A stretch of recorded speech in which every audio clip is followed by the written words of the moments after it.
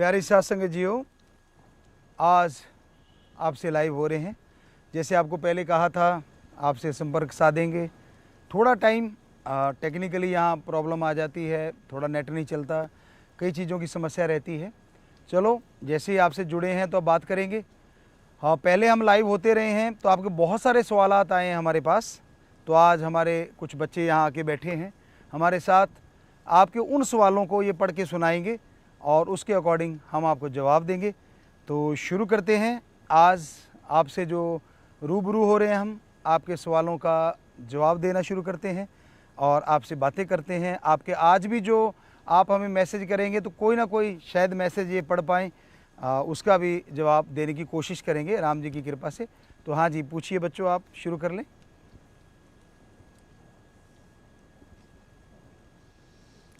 गुरुजी, क्या आपकी लाइफ में कोई ऐसा सीक्रेट है जो आपने किसी को नहीं बताया?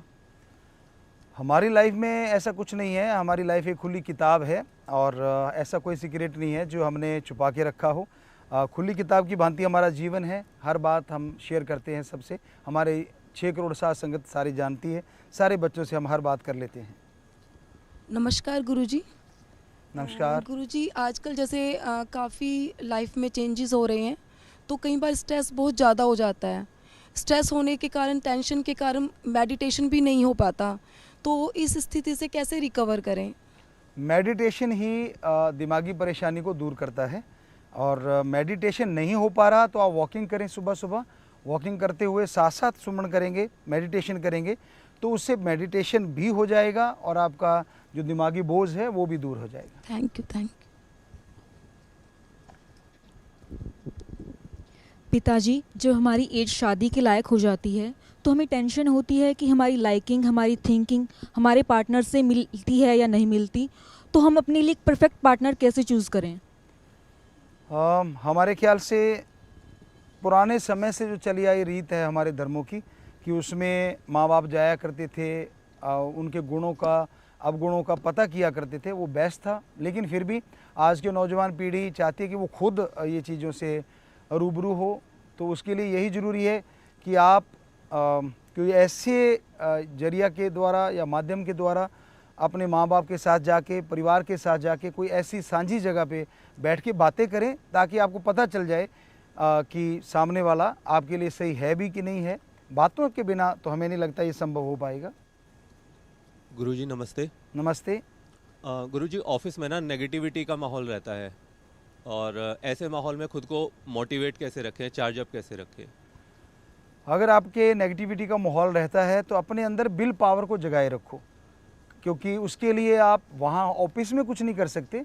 लेकिन जब ऑफिस से आप घर पे हैं, शाम के समय थोड़ा मेडिटेशन करें, सुबह उठ के मेडिटेशन करें, जैसे अभी चर्चा करी थी हमने, वॉक करें, घूमते हुए मेडिटेशन करें, तो माइंड फ्रेश लेके आप जब जाएंगे तो वहाँ का जो वातावरण है वो आप पे असर नहीं करेगा और आप फ्रेश रहेंगे। हाय गुरुजी, कैसे हैं आप? बिल्कुल ठीक है बेटा, आप सुनाएं। मैं भी ठीक हूँ गुरुजी, थैंक यू। गुरुजी, मेरी रिसेंटली मैरिज हुई है और मेरे हस्बैंड भी मेरे साथ ही आए हैं। सो मेरा क्वेश्चन इससे ही रिलेटेड है कि एक हैप्पी रिलेशनशिप के पीछे क्या सीक्रेट है? जैसे कहा जाता है कि 4 दिन की चांदनी फिर अंधेरी रात।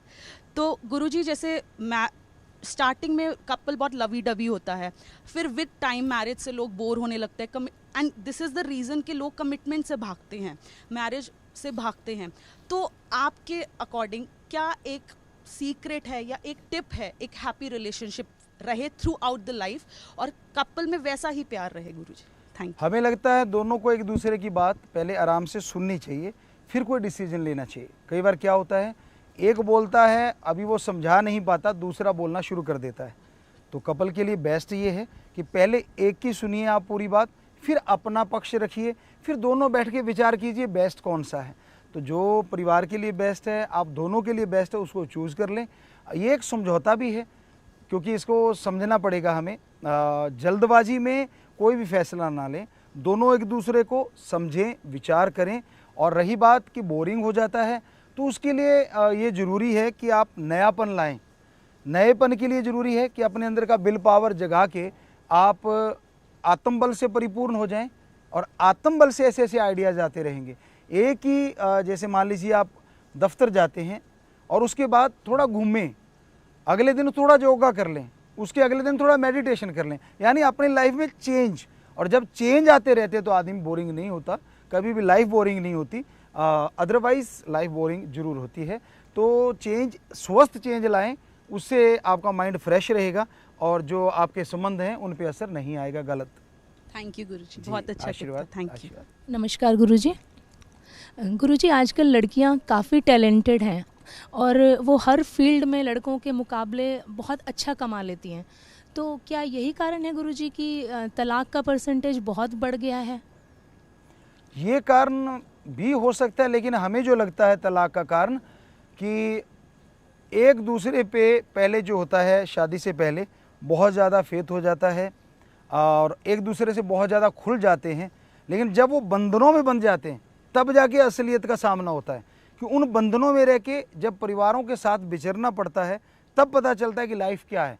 पहले दोनों पर्सनल लाइफ जीते हैं और जब वो लाइफ परिवार से जुड़ती है उस समय काफ़ी चेंजेस आते हैं। वो चीज़ नहीं रहती कि आप सिर्फ दोनों ही हैं, तो पूरे परिवार को साथ लेके चलना पड़ता है, ये भी एक कारण है। पहले क्या होता था कि जो शादियां होती थी वो इस तरह से की जाती थी कि परिवार वाले चुनते थे और फिर शादियां होती थी, तो उसमें विचारों का मिलना आसान सा इसलिए हो जाता था कि आप नए हैं दोनों एक दूसरे के लिए, तो नया आदमी झिझकता है हर बात करने, धीरे धीरे खुलते खुलते उसमें काफ़ी टाइम निकल जाता है, उसमें फिर मैच्योरिटी आ जाती है दोनों रिश्तों में कि भाई हाँ हमें इस तरह से रहना है। लेकिन आपने पहले ही मैच्योरिटी ले आए कि अभी परिवारों से तो मिले ही नहीं, उनके साथ तो बिछड़े नहीं, तो आपस में मैच्योरिटी हो गई। लेकिन जब वो परिवार एंटर करते हैं तो चेंजेज आने शुरू हो जाते हैं कि ये इस समय तो आपने ये बोला था, अब ये बोला है। वो माँ का बोले कि ना बोले, बाप का पक्ष ले कि ना ले, वो बेचारा सोचता है और आप भी सोचती हैं कि मैं अपने माँ बाप का पक्ष लूँ कि ना लूँ, और इसी तरह से इसी उलझन में फिर वो ब्रेकअप हो जाते हैं, झगड़े हो जाते हैं। तो हमें लगता है ये भी एक कारण है कि पहले कुछ बातें और होती हैं और शादी होने के बाद जब पूरे संबंधों के साथ जीना पड़ता है तब चेंजेस आ जाते हैं। तो पहले से ये अंडरस्टैंड होना चाहिए, आपके अंदर एक समझ होनी चाहिए कि भाई ये होने वाला है, तो फिर हो सकता है कि ये चीज़ ना हो जो कि ज़्यादा हो रहा है, तलाक वगैरह। जी, आजकल स्कूल कॉलेज से ही पैचअप ब्रेकअप शुरू हो गए हैं और ब्रेकअप के बाद डिप्रेशन भी होने लगता है। इस डिप्रेशन को कैसे टैकल कर सकते हैं? वही जो हमने शुरुआत में बताया था कि कॉलेज के समय में आप कह रहे हैं, स्कूल के समय में ब्रेकअप हो जाते हैं। आज का यूथ भाग जाता है रिश्तों से क्योंकि प्रेशर नहीं झेल पाता। हमें ये लगता है कि और प्रेशर झेलने के लिए हमारे अंदर विल पावर होना ज़रूरी है। दूसरी बात, समझदारी का होना भी ज़रूरी है। कच्ची उम्र में जो रिश्ते बनते हैं इसीलिए वो टूटते हैं, क्योंकि तब कोई समझ नहीं होती, जो मुंह में आ गया बोल दिया, और सामने वाला भी गुस्सैल है, वो भी जो मुंह में आया बोल दिया, तो अभी एक दूसरे को समझते नहीं आप, और उसी में ये रिश्ते टूटने लगते हैं। तो हमारा ख्याल है कि इसके लिए, रिश्तों के लिए आपको समय देना चाहिए और आराम से उन रिश्तों के बारे में विचार करना चाहिए। और आत्मबल आपके अंदर अगर होगा तो यकीनन आप दोनों के अंदर होना चाहिए, ना कि एक के अंदर। एक आत्मबल से परिपूर्ण है, काम चल जाएगा, लेकिन वो बात नहीं बनेगी। अगर दोनों के अंदर आत्मबल है तो हमें लगता है कि ये समस्याएं खत्म हो जाएंगी। आत्मबल, विल पावर जिसके अंदर होता है वो जल्दी से उत्तेजित नहीं होता, जल्दी से कोई फैसले ऐसे नहीं लेता। खान पान में बदलाव करना पड़ेगा, खान पान में जहर हो गया है। हमारे धर्मों में, खास करके हम हिंदू धर्म की चर्चा ज़्यादा करते हैं इसलिए क्योंकि वो पुरातन है। वैसे सभी धर्मों में लिखा है, खान पान, रहन सहन, देखना और सुनना, ये सारा ज़िंदगी पे प्रभाव डालता है। खाना पीना सही होना चाहिए, उसमें जब जहर आने लगता है, जो कि नेचुरली धरती में पानी के रूप में भी जहर बाहर आने लगा है, इतनी खाद स्प्रे डाली जा रही है, तो ऑर्गेनिक अगर पॉसिबल हो, नहीं पॉसिबल तो खाना खाएं, अपनी तरफ से पूरा ख्याल रखें कि ऐसा खाना ना खाया जाए जो आपको उत्तेजित कर दे जल्दी से। और अपना चेकअप रेगुलरली लगातार करवाते रहिए समय समय पे, क्योंकि चेकअप से पता चलेगा कहीं हाई ब्लड प्रेशर के मरीज तो नहीं बन गए। छोटी सी उम्र में लोगों को हाई ब्लड प्रेशर होने लगता है, जिससे माथा खींचना या टेंशन हो जाना या फिर झगड़े हो जाना आम सी बात हो जाती है। तो इन बातों को ध्यान में रखें, अगर आप चलेंगे तो हमें लगता है इससे बचाव हो सकता है। हाय गुरुजी। जी हाय। आज की सोसाइटी के अकॉर्डिंग लाइफस्टाइल मेंटेन करना बहुत ही एक्सपेंसिव हो गया है, जिसकी वजह से सेविंग नहीं हो पाती बिल्कुल भी। तो कैसे करें कि लाइफस्टाइल भी मेंटेन कर पाएं और सेविंग्स भी हो जाएं? आप ध्यान ज़्यादा ये रखें कि अगर आपके पास स्कूटर है तो साइकिल वाला भी जी रहा है, और आपके पास साइकिल है तो पैदल चलने वाला भी जी रहा है। लेकिन आप जब ये महत्वाकांक्षा ज़्यादा बढ़ा लेते हैं कि नहीं मेरे पास स्कूटर है लेकिन मैंने कार वालों की बराबरी करनी है, उनके बराबर का स्टैंडर्ड रखना, तो हमें लगता है वहाँ आप धोखा खा जाते हैं। तो ना तो बचाव कर पाते हैं क्योंकि लालसा बहुत बड़ी है, और उसी लालसा में आप टेंशन लेना शुरू कर देते हैं।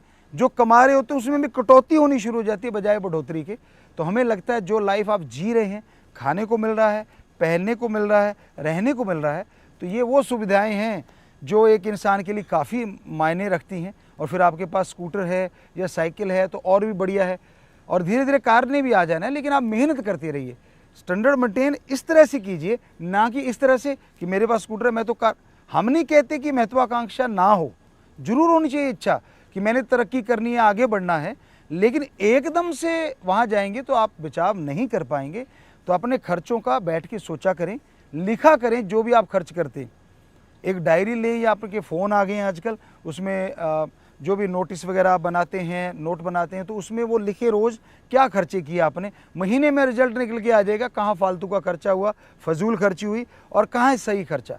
तो फजूल खर्ची की कटौती कर दें और सही खर्चे पे आप चलें तो यकीनन आप बचाव भी कर पाएंगे और सुखी ज़िंदगी भी जी पाएंगे। नमस्ते गुरुजी। नमस्ते बेटा।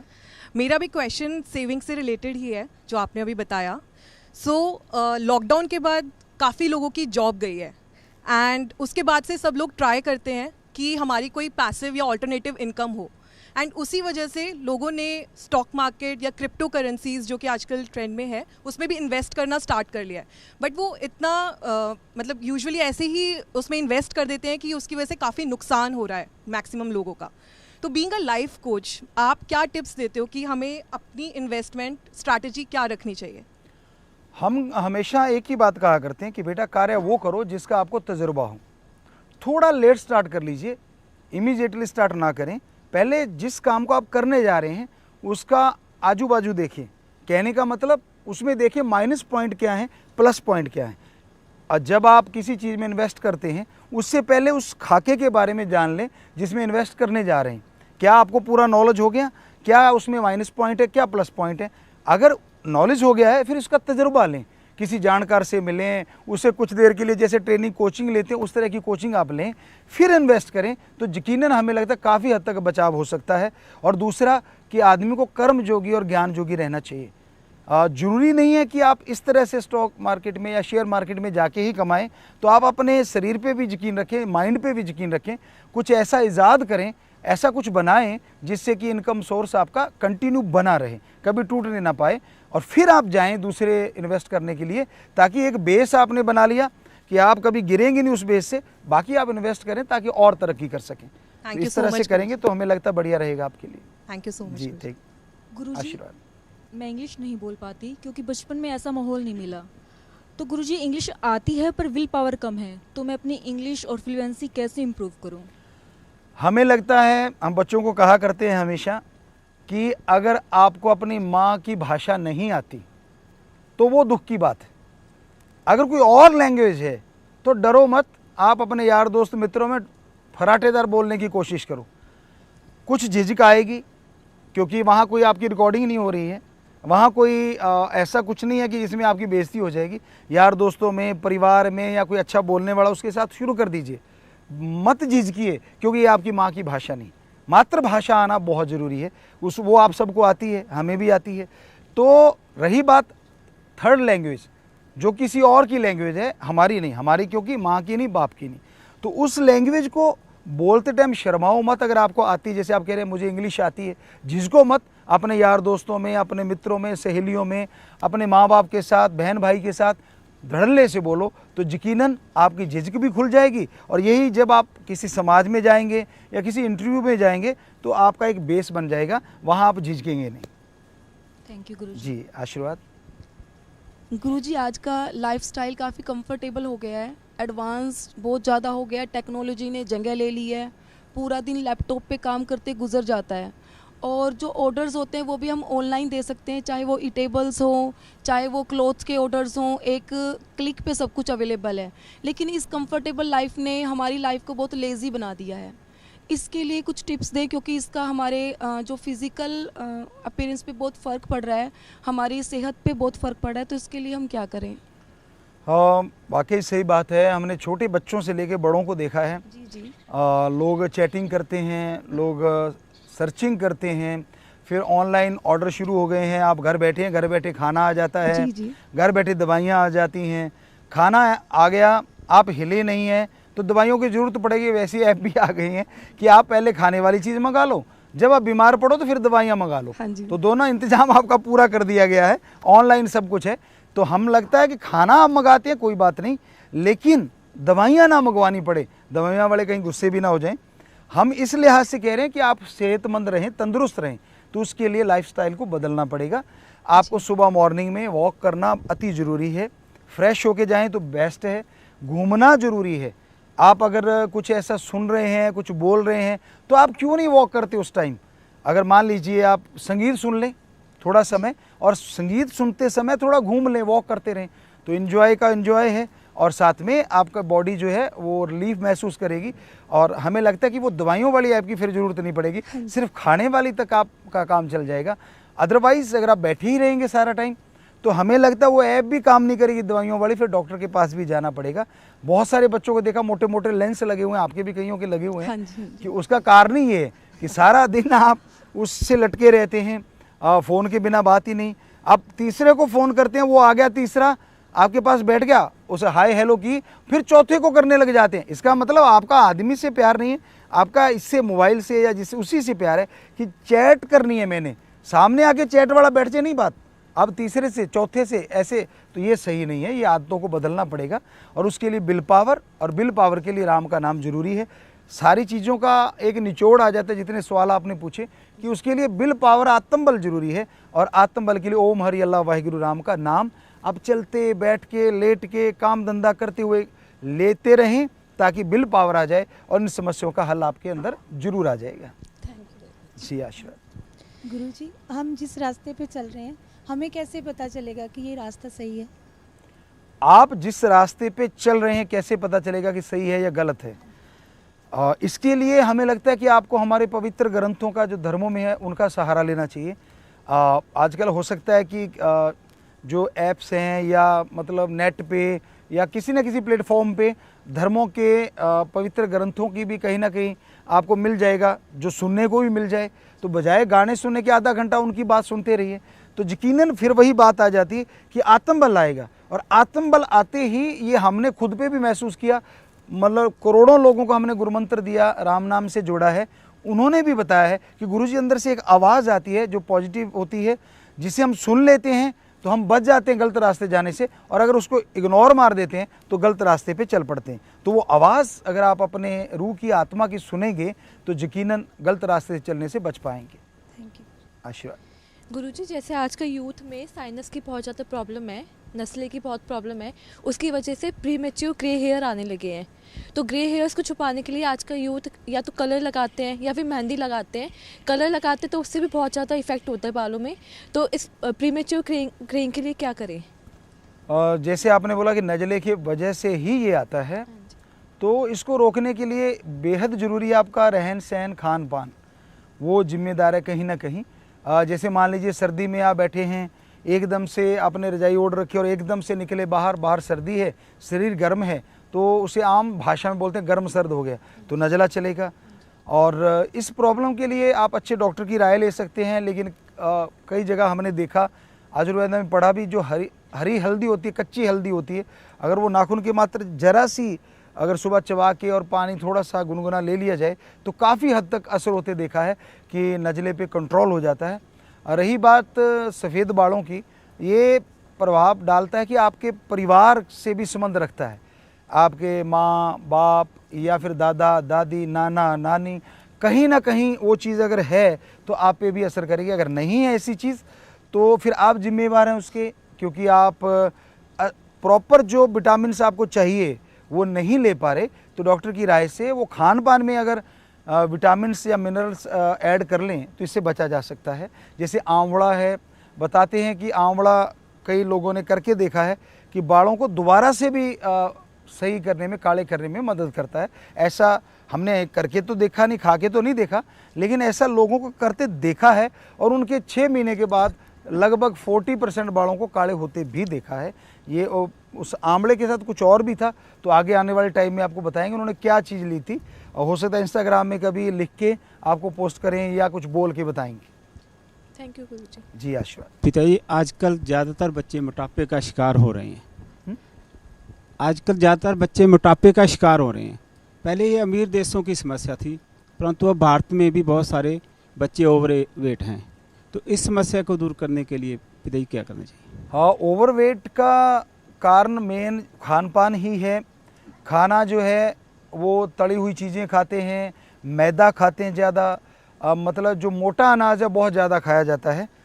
अगर इससे बचना है मोटापे से तो उसके लिए ज़रूरी है मोटा अनाज में कमी, क्योंकि आपकी बैठक है, बैठने का काम जिनका ज़्यादा है उनके लिए। तो मोटा अनाज कम करके उसकी जगह फ्रूट थोड़ा बहुत जितना ले सके, नहीं तो सलाद, सब्जी खरीदते, कच्ची सब्जी खाई जा सकती है, बहुत सारी सब्जियां ऐसी हैं तो वो सलाद का रूप धारण कर लेती हैं। वो नेगेटिव एनर्जी है जो आपके अंदर जाएगी तो सही, लेकिन वो मोटापा नहीं देगी। तो इसके लिए वो चीज़ों को अपनाएं आप। दूसरा, बैठे बैठे चैटिंग है, सर्चिंग है, हर चीज़, जैसे अभी बच्चे ने बोला कि ऐसा है कि हम बैठे बैठे यही सारी ऐप डाउनलोड की, खाना भी आ रहा और दवाइयाँ भी आ रही, तो खाना लेने के लिए क्यों ना पैदल चल के जाया जाए, अगर आसपास आपके कहीं उपलब्ध है, या कच्ची सब्जियां लेने के लिए जाएं आप। आपको लगता है सिर्फ सब्जियां खरीदें, नहीं, आप जो पैदल चल के जा रहे हैं वो मोटापे में कमी ला सकता है। तो कैलोरीज को मेंटेन करके रखें कि भाई मेरी बॉडी के लिए कितनी कैलोरीज चाहिए। एक बार आप किसी डाइटिशियन के पास जाके अपने शरीर के लिए खुराक सेट करवा लें तो यकीनन हमें लगता है कि आप कंट्रोल कर पाएंगे। लेकिन एक्सरसाइज मस्ट है, ध्यान भी ज़रूरी है। अगर ध्यान में थोड़ी देर के लिए बैठे हैं आप, उससे विल पावर का आना, और उससे ये फिर एक भावना जागती है कि यार मुझे घूमना चाहिए, एक अच्छा मूड, जिसे आप बच्चे कहते हैं मेरा आज मूड बन गया, तो फिर आपका मूड बना रहेगा रोज़ाना कि घूमना है। हम कई बार कहा करते हैं कि 22 दिन आप घूमना शुरू कर लो, कि 15 मिनट सुबह 15 मिनट शाम, 23वें दिन धक्के से आप अपने आप घूमोगे, क्योंकि एक थ्योरी सी है, मनोदशा है। आदमी जब आदत पड़ जाती है तो वो उसे करता ही करता है। धन्यवाद पिताजी। जी आशीर्वाद। गुरुजी नमस्कार। नमस्कार। कभी कभी भाई बहन को आपस में पता होता है कि उसका आगे फ्रेंड उनका लड़का या लड़की उनके भाई या बहन का फ़ायदा उठा रहा है, बट आपस में हेजिटेशन के कारण वो एक दूसरे से बात नहीं कर पाते। इस बारे में कैसे सिचुएशन को कैसे हैंडल करें? जी, अब आपने अच्छी बात पूछी है कि बहन भाई अगर कोई गलत रास्ते पे चल रहा है या किसी गलत साथी को अपना साथी बना रहा है, तो आपको भाई को पता चल गया या बहन को पता चल गया कि कैसे हैंडल करें इस समस्या को। हमें लगता है बेझिझक, बचपन से ही आप अगर बात करते आ रहे हैं, अब बड़े हो गए हैं, तो हमें लगता है बेझिझक बता देना चाहिए कि भाई ये कमियां मुझे नज़र आई हैं। मैं नहीं चाहता कि आपका संबंध टूटे या आपकी दोस्ती पे कोई असर आए, लेकिन फिर भी बहना भैया ये आपको कर लेना चाहिए। इस बारे में सचेत करना आपका फ़र्ज़ है और करते रहिए, क्योंकि आप एक ही खून है, एक ही माँ बाप के बच्चे हैं। नहीं करेंगे तो आपको अपराध बोझ आएगा कि भाई हाँ मैंने ऐसा क्यों नहीं किया। जब उनको तकलीफ़ आएगी, उनको दर्द होगा, तब आप में भी तकलीफ़ महसूस करेंगे अपने आप में कि यार मैं उस समय बता देता या बता देती तो ये भैया के साथ या बहन के साथ ऐसा ना होता। तो क्यों ना पहले ही बता दिया जाए झिझक को मिटा के, क्योंकि आप एक ही माँ बाप के बच्चे, तो आप एक कैसी झिझक, दोनों में ऐसी झिझक होनी ही नहीं चाहिए। क्लियर कट बताना चाहिए, प्यार से बताना चाहिए, ना कि हेंकड़ी जमा के या कुछ लड़ झगड़ के। एक प्यार से हैंडल करेंगे, ये समस्या जरूर दूर हो जाएगी। तो प्यार प्रेम से इस समस्या को हल करें, पर सच जरूर बताएं। अच्छा दोस्त भी वही होता है जो अपने दोस्त के अवगुण को भी बता देता है गुणों के साथ साथ, ना कि जी हजूरिया रहता है। तो ऐसे ही बहन भाई या परिवार में संबंध वही अच्छे होते हैं जो सच्ची बात का आपको आईना दिखा दें। तो हमें लगता है प्यार से आईना दिखाना चाहिए। आज का टाइम ही ऐसा है, खान पान की वजह तुनक मिजाजी ज़्यादा आ गई है और नरम मिजाजी जो है वो कम होती जा रही है। जी थैंक यू। गुरुजी मेरा सवाल कम और थोड़ी शिकायत ज़्यादा है। जी, आपने करवा चौथ पर कहा था कि बंदों की 50% सैलरी खाली हो जाती है। जी, मेरी तो 70% चली गई। अच्छा। ऊपर से अर्धनागिनी जी, माफ कीजिएगा, अर्धांगिनी जी कहती हैं कि आपने दिया ही क्या है। तो बड़ा अलग आपने बात कही है कि जी मेरा तो 50% नहीं 70% जेब खाली हो गई। तो वो हम बार बार बच्चियों को यही सिखाते हैं कि बेटा करवा चौथ का व्रत हमारे जो धर्मों में बताया गया है उसको सही रीत से अगर आप रखें तो स्वास्थ्य लाभ भी होगा।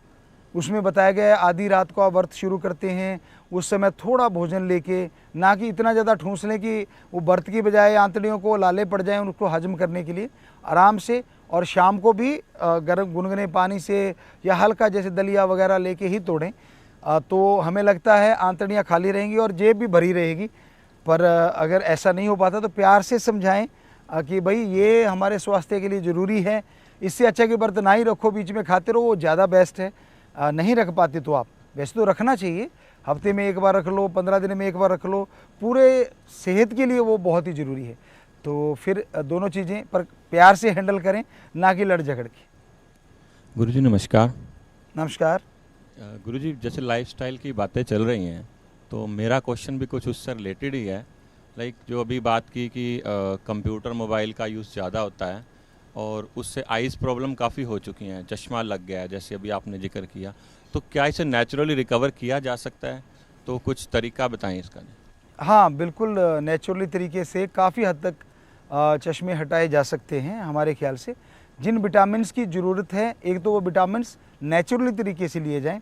आम तौर पे एक धारणा है कि उसका असलियत में पता नहीं कितना सच है कि अगर हरी मिर्च जो मीठी है उसको अगर खाने में ऐड कर लिया जाए और वॉकिंग जो है उसको जॉगिंग में बदल लिया जाए तो काफ़ी हद तक बॉडी फैट उड़ेंगे और मसल थोड़े से अगर आपके आ जाएं तो वो मसल जो हैं वो आपके फिर आंखों तक भी असर करेंगे, यानी वो फैट को खाएंगे, साथ साथ बीमारियां भी ख़त्म होंगी। और खान पान में ज़रूर ऐड करें जिससे आंखों की रोशनी बढ़े। और ये ज़रूरी है कि जब पढ़ रहे हैं, कुछ देर आप पढ़ रहे हैं लगातार पास निगाह में, पर मानना ये होता है कि 10 मिनट बाद चलो कम से कम आप कुछ देर के लिए कुछ मीटर, मान लो आज इतना नज़दीक पढ़ें तो 20 मीटर या 50 मीटर दूर देखें लगभग 2 मिनट के लिए, फिर आप 10-15 मिनट पढ़ लें तो उससे भी आपकी निगाह के लिए बेहतर है एक्सरसाइज है, क्योंकि वो जो फोकस होता है वो आपका सही रहता है और धीरे धीरे रिकवर होना शुरू हो जाता है। पर जो आप में बीमारियां हैं वो भी कारण बनती हैं निगाह का। और ये लेंस जो लगे हैं ज़्यादा, जैसे आपने बोला लगातार चैटिंग सर्चिंग से, लगातार ये जो आप रज़ाई में बैठ के फ़ोन देखते हैं अकेले में, मम्मी पापा से डरते हुए कि भाई उनको पता नहीं चलने देना, उनसे तो आप डर रहे हैं लेकिन अपनी आंखों से नहीं डर रहे कि कहीं वो ना चली जाएं, लेकिन आप परवाह ही नहीं करते। जवान उम्र ऐसी होती है तब किसको फिक्र होता है, लेकिन जब चश्मे मोटे मोटे चढ़ते हैं तब याद आती है यार ये गलत कर बैठे। पर फिर पछताए होती क्या जब चिड़िया चुगी खेत। लेकिन भगवान ने, कुदरत ने ये ताकत दी है आपके अंदर, विल पावर को जगा लो। और जैसे बताया घूम रहे हो उसको जॉगिंग में, यानी थोड़ा थोड़ा भागना, पहले जॉगिंग करें 5-7 मिनट और उसके बाद पहले आराम से तेज़ स्लो घूमें, फिर तेज़ घूमें, फिर जॉगिंग करें और उसको थोड़ा लंबे टाइम के लिए करें। सुबह शाम नियम बना लें तो यकीनन जैसे जैसे एक्सरसाइज करते जाएंगे तो रिवर्स ज़रूर होगा। हमने ये देखा हुआ है, आजमाया हुआ है। गुरुजी आजकल ना बच्चे स्कूल कॉलेज के शिकायत कर रहे हैं कि उनको ना बुली किया जाता है, बॉडी शेम किया जाता है कि मोटा मोटा कह के चढ़ाया जाता है, नहीं तो फिर कभी पतला पतला कह के इतना चढ़ाया जाता है। और बुली भी इस हद तक कर दिया जाता है कि वो स्कूल कॉलेज जाने से भी अब घबराने लग गए हैं, मतलब उसको ट्यूशन मिस कर दिया या क्लास मिस कर दी, तो इससे काफ़ी ज़्यादा फ़र्क बच्चों में पड़ रहा है, डिप्रेशन में भी आ जाते हैं छोटे बच्चे। तो किस तरीके से हम बच्चों को समझाएं कि बुली ना करें, या फिर अगर हो रहे हैं तो फिर कैसे उसको हैंडल करें? हाँ, बात वहीं पे हमारे अकॉर्डिंग तो वहीं आ जाती है कि आपके अंदर अगर विल पावर है, कोई कुछ भी कहता रहे फ़र्क नहीं पड़ना चाहिए। दुनिया को कभी भी खुश नहीं किया जा सकता, आप संतुष्ट नहीं कर सकते चाहे कुछ भी कर लें, कहने वाले ने बात कह ही देनी है। हम एक बात सुनाया करते हैं कई बार कि कोई घोड़ा लेके गधा लेके जा रहा था या खच्चर लेके जा रहा था, तो वो छोटी सी हाइट की थी, तो दोनों चले जा रहे थे, लोग हंसने लगे, यार ये देखो कितने मूर्ख हैं, सवारी पास में और ये बाप बेटा पैदल जा रहे हैं। तो बाप कहने लगा बेटा तू बैठ जा, मैं आगे चलता हूँ। तो वो चलने लगा, थोड़े आगे लोग मिले, वो हंसने लगे, देखो ये नौजवान हट्टा कट्टा ये घोड़े पे बैठा है या खच्चर पे बैठा है और ये देखो इसका बाप चले जा रहा है, इसको शर्म नहीं आती। तो बेटा कहता पापा आप ही बैठ जाओ, मैं चलता हूँ। तो वो खच्चर पे या घोड़ा था या गधा था, जो भी था, चलने लगा। ये हकीकत है, ये सच्चाई है, पुराने समय की बातें हैं। तो अब बच्चा चलने लगा तो अब आगे लोग मिले, वो बुजुर्ग को कहते इसको शर्म नहीं आती, छोटे बच्चे को चला रखा और खुद आराम से उस पर बैठा है। अब दोनों सोचने लगे करें क्या, ये बैठता है तो मुझे टोक देते हैं, मैं बैठता हूँ तो इसको टोक देते हैं। दोनों ने क्या किया, उस खच्चर को, घोड़े को ही उठा लिया। तो वो चलने लगे, रास्ते में पुल आ गया, नहर का पुल कह लीजिए, नदी का पुल कह लीजिए। नहर के पुल पे वो साइड में बाउंड्री बॉल नहीं होती, तो लोगों ने ताली मार दी जोर से और वो बिदक गया, जो भी घोड़ा था या गधा था, खच्चर थी, तो वो बिदक गया और बिदक के उनके हाथों से छूटा और नहर में डूब गया। तो दोनों बैठ के वहाँ रोने लगे। सो उदाहरण के लिए ये बात हम बताया करते हैं कि आप दुनिया को खुश नहीं कर सकते, वो कुछ भी बोलते रहना है, दुनिया का काम है। आपका मार्ग अगर सही है, आप अगर अपने अंदर से सच्चे हैं तो अपने मार्ग पे चलते जाइए और अंदर विल पावर होगा तभी ये संभव होगा, वरना आपके अंदर दिमाग पे बोझ पड़ने लग जाएगा। आप कतराएंगे उस जगह जाने से, यहाँ से आपको टोका जाता है ये तो मोटा आ गया, ये टकला आ गया, या ये फलां आ गया, ये तो मतलब तरह तरह के नाम, सीखिया पहलवान आ गया, पता नहीं क्या क्या नाम रख देते बच्चे।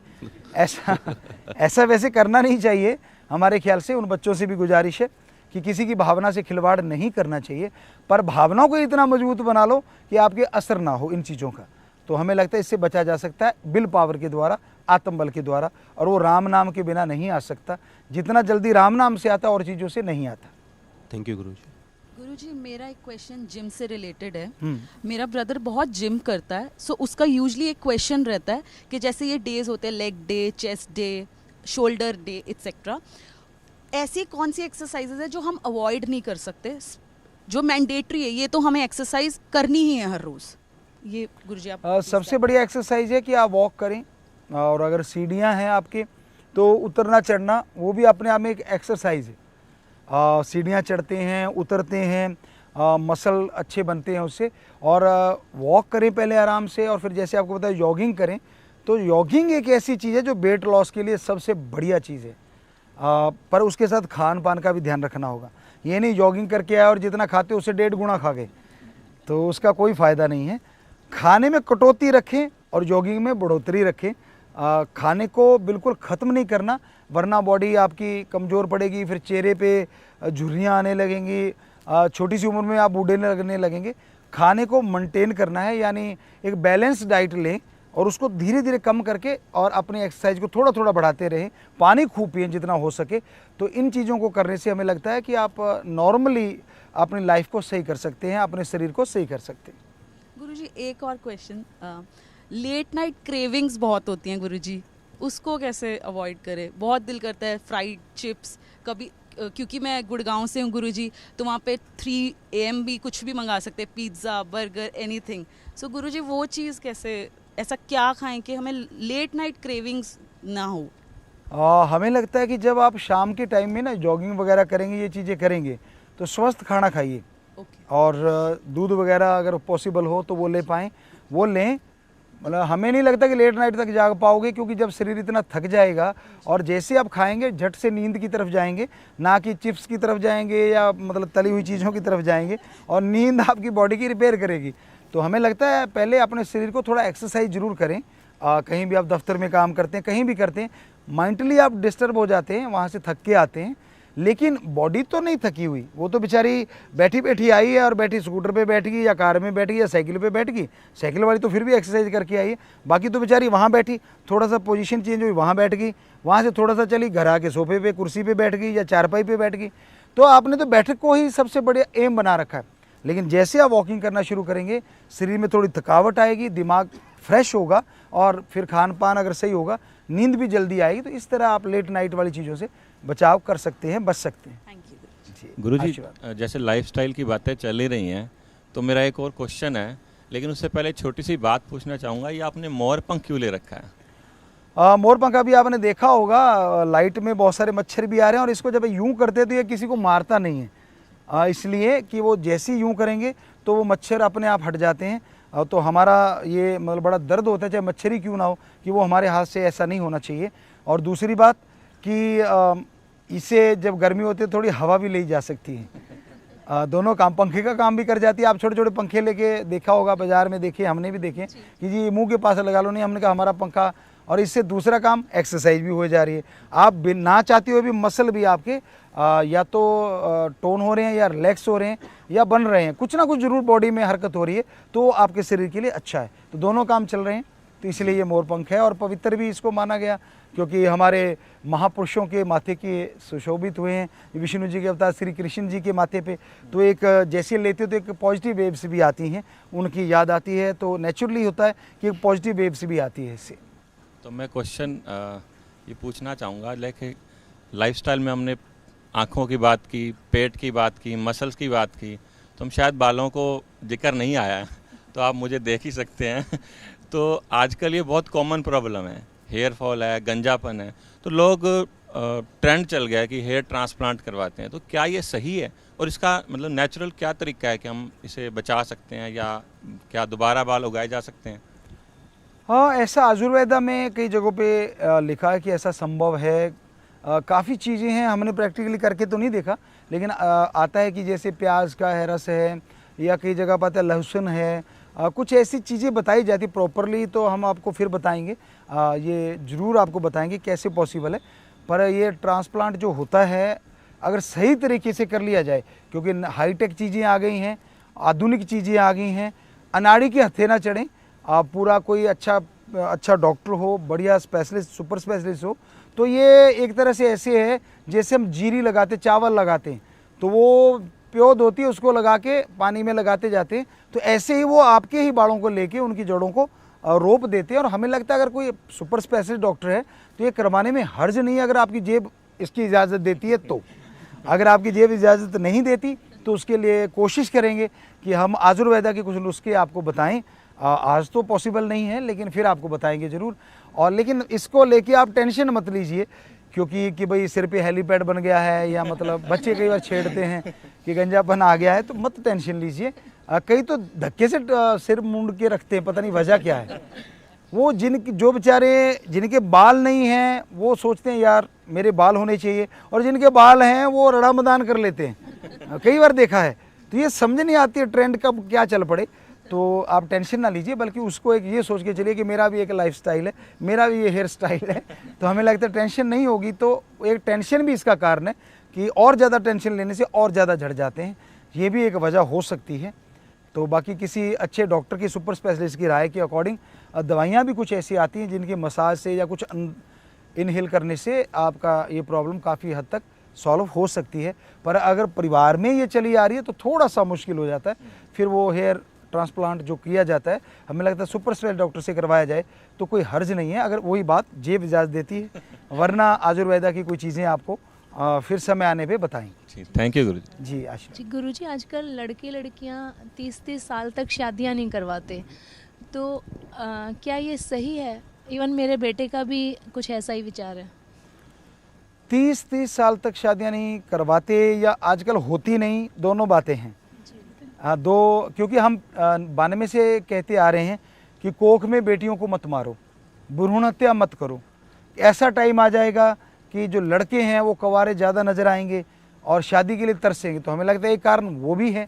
दूसरा कारण कि सब कुछ होते हुए भी कि आपके पास सब कुछ है, रिश्ते भी आ रहे हैं, फिर भी आप करवाना नहीं चाहते, तो हो सकता है कि बुरा ना मनाइएगा कि कहीं आपके अंदर कोई विकार पैदा हो गया हो, कोई गलत विचार बैठ गया हो, या किसी ने बिठा दिया हो जिससे आप डर रहे हैं। तो हमें लगता है कि माँ बाप अगर बचपन से ही अपने बेटे के साथ या बेटी के साथ माँ बाप तो हैं ही हैं, एक दोस्त सहेली का भी काम करें, उसे पूछते रहें, स्वस्थ रिश्ता रखें, तो हमें लगता है वो बेझिझक आपको बताएगा बजाय तीसरे से शेयर करने के। तो इस तरह से आप उसकी समस्या को हल करते जाएंगे तो ये समस्या शायद फिर ना आए। जब दूरियां हो जाती हैं रिश्तों में, मान लें आप कहीं और रहते हैं, वो कहीं और रहता बच्चा, तो फिर वो शेयर नहीं कर पाता, वो दूरी की वजह से भी ये प्रॉब्लम आने लगी है। क्योंकि लोगों ने पता नहीं क्या क्या बिठा देते हैं दिमाग में, और आत्मबल की कमजोरी की वजह से एक बार दिमाग में बैठ गया तो बैठ गया कि नहीं करना चाहिए भाई, इसमें तो ये है। तो ऐसा कुछ नहीं होता। तो हमें लगता है ये सॉल्व किया जा सकता है प्यार से। माँ बाप प्यार से बात पूछें, ऐसा रिश्ता बना के रखें अपने बच्चों के साथ, तो उनकी वो समस्याएं जो आपके तजुर्बे की ज़रूरत से दूर हो सकती हैं, आपके तजुर्बे से दूर हो सकती हैं, अगर उनको आपके लाइफ का तजुर्बा मिल जाए, आप बता दें, उनको गाइड कर दें, तो हो सकता है वो इन चीज़ों से बच पाएँ और वो सही टाइम पे शादी वगैरह कर पाएँ। गुरुजी पहले तो आपको सल्यूट है, इतनी नॉलेज आप लाते कहाँ से हैं? बस विल पावर है, राम जी ने दे रखी है। उस ओम हरि अल्लाह वाहिगुरु का नाम लेते हैं। शास्त्र नाम श्याम मस्तान हमारे गुरु जी जिन्होंने हमें ये विल पावर दे रखी है, तो वो ख्याल देते हैं तो ये हमारे अंदर विचार आ जाते हैं और हम आपकी सेवा में अर्ज कर देते हैं। अब जो मेरा सवाल है थोड़ा सा शायद कठिन होगा कि आजकल हम गुड़गांव में रहते हैं या बड़े शहरों में रहते हैं, तो ब्रीज़र जो अल्कोहल फ्री जिसे कहते हैं या कॉकटेल्स हैं जिसमें थोड़ी बहुत जो अल्कोहल होगी, वोडका होगी या वाइन होगी, उसको अलग अलग ड्रिंक्स में मिक्स किया जाता है, या वाइन को तो लंच के साथ भी लिया जाता है, और कहीं ना कहीं वाइन को लंच के साथ इसलिए भी लिया जाता है कि ये डाइजेशन इम्प्रूव करती है, और ब्रीज़र में अल्कोहल नहीं है, 0% अल्कोहल है। क्या वो पीना भी गलत है?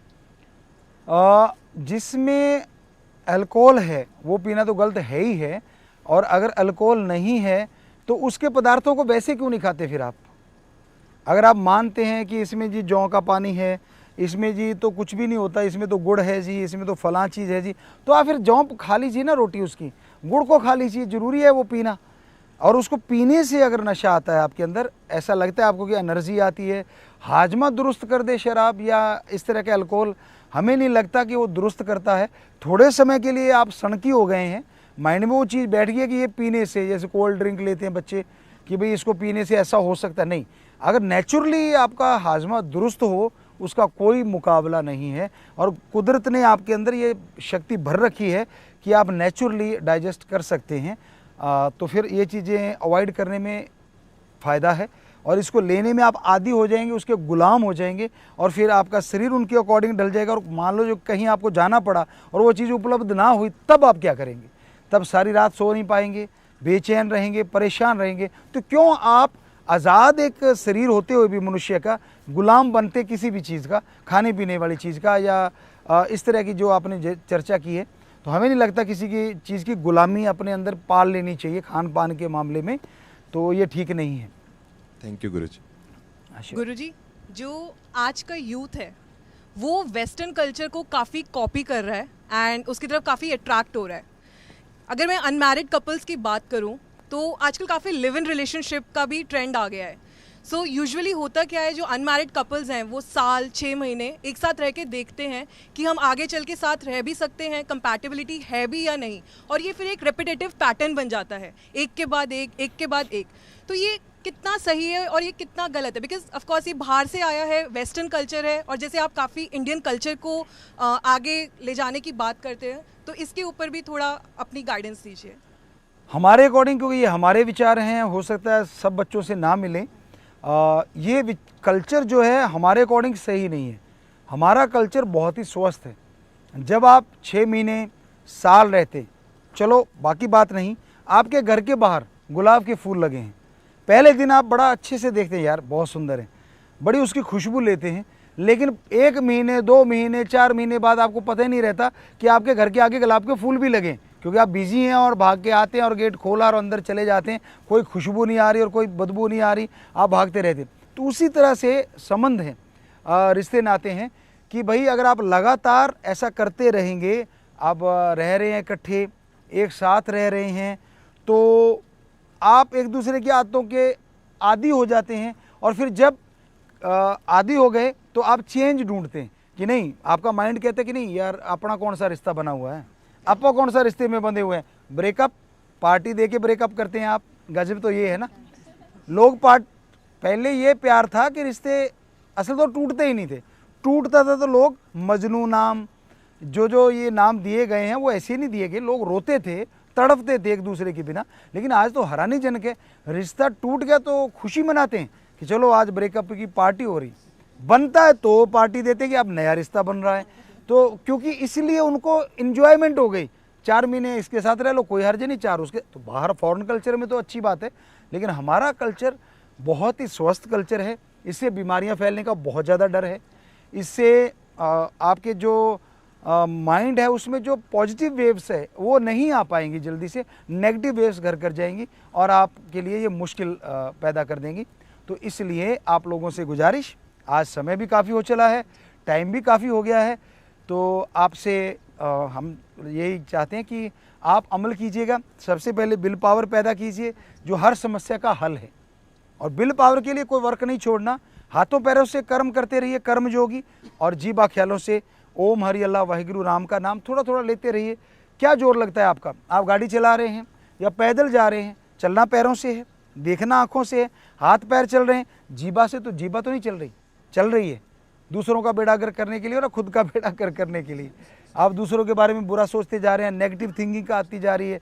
क्यों ना उसको अवॉइड करके आप उस समय में भगवान ओम हरि अल्लाह राम का नाम जपें, जिससे आत्मबल भी आएगा, आपका रास्ता भी तय हुआ, आपको खुशियां भी मिलेंगी और यकीनन आपकी सारी समस्याओं का हल आत्मबल में ही छुपा हुआ है।